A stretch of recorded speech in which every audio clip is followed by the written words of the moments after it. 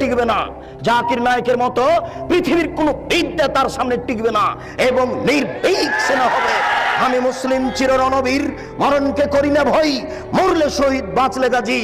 এই কণ্ঠ নিয়ে যে মাঠে নামবে সেই জাতির উপকার করতে পারে, সেই এই সামাজিক কুসংস্কার বন্ধ করতে পারে, সেই এই ধর্মীয় কুসংস্কার বন্ধ করতে পারে।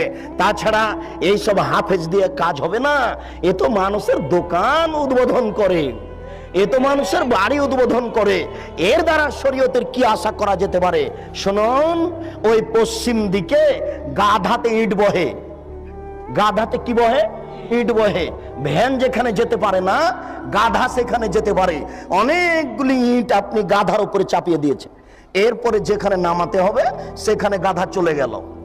এবার আপনি কি করেছেন? আপনি বইয়ের দোকানদার, অনেকগুলি কোরআন মাজিদ তার উপরে তুলে দিয়েছেন।